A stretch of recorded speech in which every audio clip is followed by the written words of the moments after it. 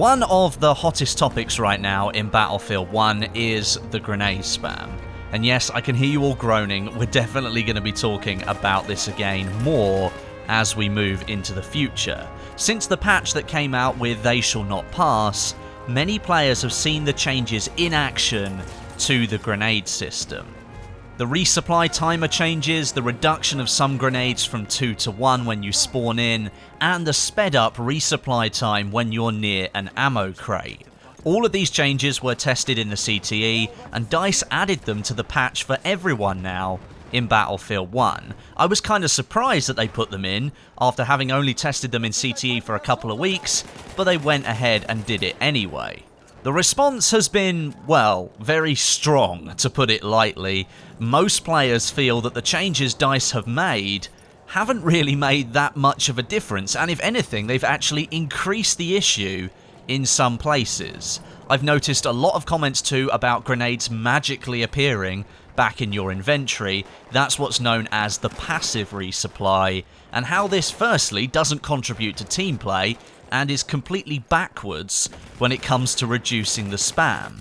That viewpoint is understandable, and DICE seem to have realised this as well, and they've come out and given a few more statements regarding the changes since the patch was implemented. Firstly, this image has been doing the rounds on Reddit, which is causing more confusion overall than it is actually helping people understand the issue and how it's represented. Although that's not really the user's fault who posted the picture, I might add. This graph comes from a website called Battlefield Tracker, which, as the name suggests, tracks Battlefield and all the stats going through the servers. It extracts the data, like weapon usage, kills per weapon, and even more, and then it displays it in graphs for users to see, so they can see a change over time. This graph shows grenade usage over time, and as you might be able to see at the end there, over the last 2 days since the patch was applied and They Shall Not Pass launched, that line has taken a rather sharp upturn. This suggests grenade usage has actually increased since DICE implemented their changes, rather than decreasing it, which I think was their intention.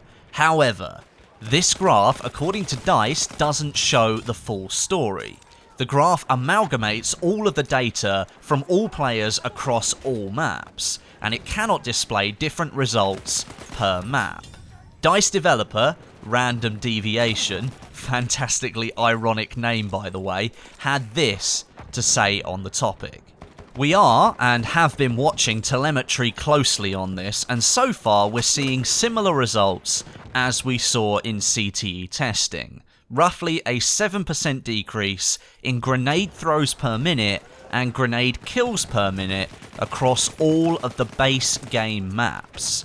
The spike you see in overall grenade kills on Battlefield Tracker is due to the large number of players now playing the new maps. Whilst 2 of them are pretty average in terms of their grenade use, Verdun Heights comes close to Argonne Forest, which was previously the highest, and Fort de Vaux now has the highest kill per minute of grenades by a pretty large margin. Our telemetry is broken down on a map by map basis so we can get a better picture of what's actually happening.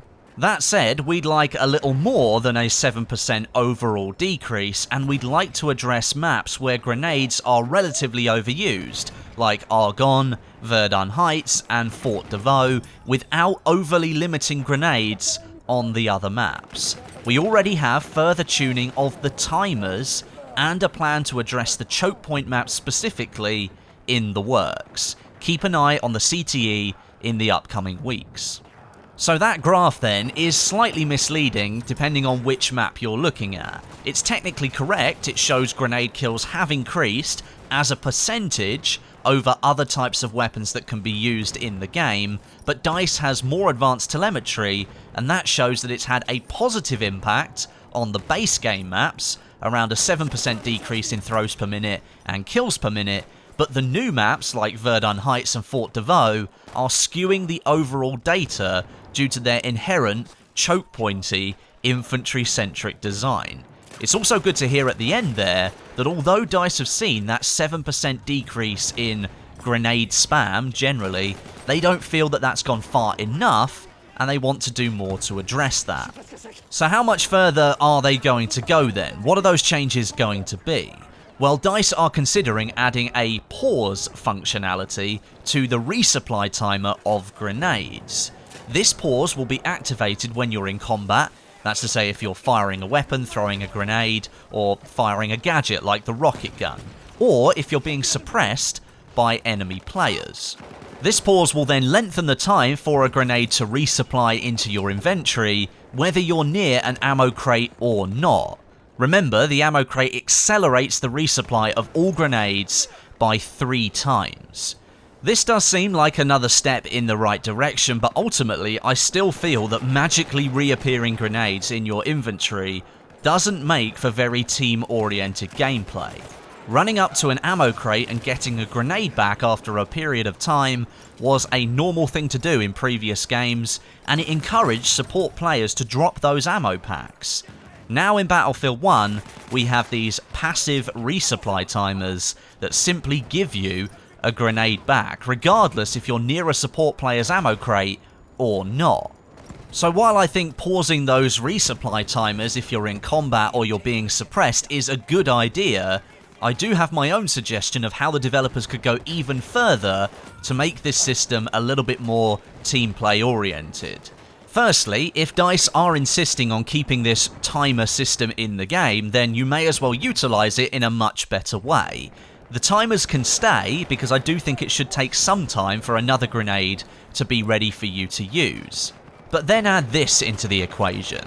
Once the timer has hit its limit, we'll use the frag grenade here as an example, that has a resupply timer of 36 seconds. Once that 36 seconds is up, you need to actively go and find an ammo crate before the grenade will reappear in your inventory. This essentially creates a time barrier for your grenade, and then seeking out the ammo pack is the team play element.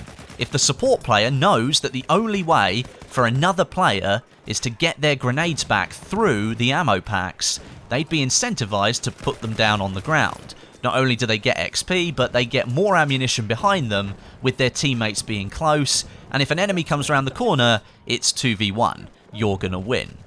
If this find the ammo crate system were to be implemented, I'd also make a change to the time accelerator on the ammo crates as well, and reduce that speed to 2 rather than 3 times. That way you can preemptively go and find an ammo crate, and you're rewarded for going and finding it by getting a grenade back slightly sooner. Not only that, but if you're looking for an ammo crate, it might take you 30 or so seconds to find one, so as soon as you get close to it, pretty much the grenade is going to reappear in your inventory.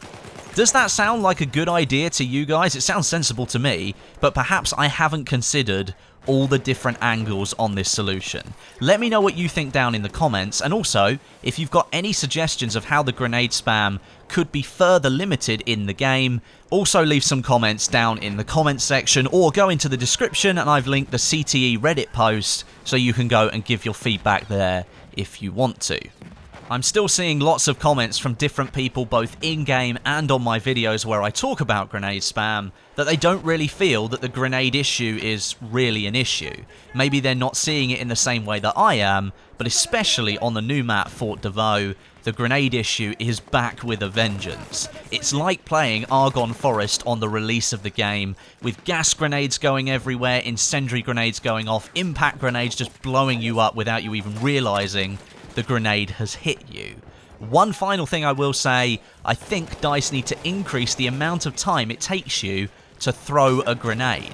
You don't even pull the pin on any of these grenades in Battlefield 1, you simply just throw it. And it doesn't have a detonation timer, or, well, once it bounces it pretty much detonates straight away, or it's much faster to detonate than it was in previous games. Perhaps that's something that DICE could look at in the future. By no means are they finished with these grenade tweaks. If you've got CTE, you're probably going to see some updates very soon for this. So there you go, that's the update to the grenade spam issue in Battlefield 1 and what DICE are looking to do moving forward, at least for the next stage of this fix. As I mentioned, let me know what you think of the issue down below in the comments. I'll be down there reading as many as I can. But until next time, my name is Westie, and I'll catch you guys in the next video.